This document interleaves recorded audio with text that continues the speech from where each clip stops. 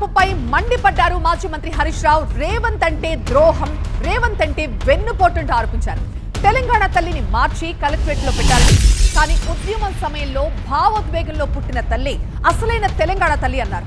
తెలంగాణ తల్లిని మార్చే హక్కు రేవంత్ కి ఎక్కడిదని ప్రశ్నించారు హరీష్ రావు. రేవంత్ సృష్టించింది నకిలీ తల్లి అన్నారు. తెలంగాణ తలరాతను మారుస్తారని అధికారంలోకి వచ్చి తెలంగాణ తల్లినే మార్చేశారంటూ విమర్శించారు. తెలంగాణ అస్తిత్వాన్ని దెబ్బతీసేలా సీఎం చర్యలు ఉన్నాయంటూ ఆగ్రహాన్ని వ్యక్తం చేశారు హరీష్ రావు.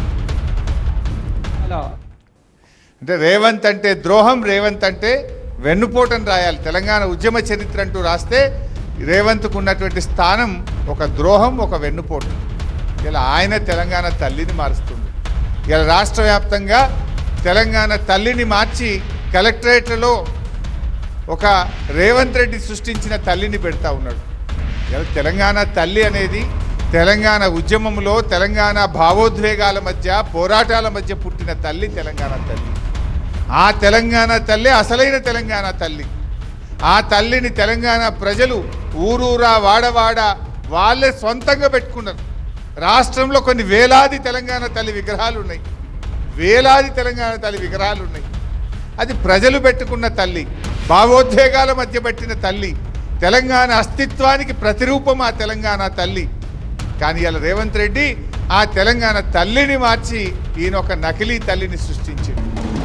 కానీ నువ్వు ఆ తల్లిని మార్చే హక్కు ఇలా రేవంత్కి లేదు.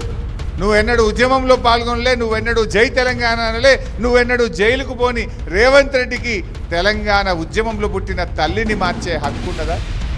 ఇలా తెలంగాణ ప్రజలకు ఉద్యమంలో ఆనాడు కేసీఆర్ నాయకత్వంలో పుట్టిన తెలంగాణ తల్లే మా తల్లి అని తెలంగాణ ప్రజలు అనుకుంటున్నారు. రేవంత్ మాట్లాడిండు, ఏమన్నాడు ఆ రోజు? అరే నన్ను గెలిపింది, తలరాతలు మారుస్తా, నేను మార్పు తెస్తా, తెలంగాణ ప్రజల తలరాతలు మారుస్తా అన్నాడు. తలరాతలు మార్చలేదు కానీ తెలంగాణ తల్లిని మాత్రం మార్చిండు. ఇంతే నువ్వు మార్చింది ఏమైనా ఉంటే.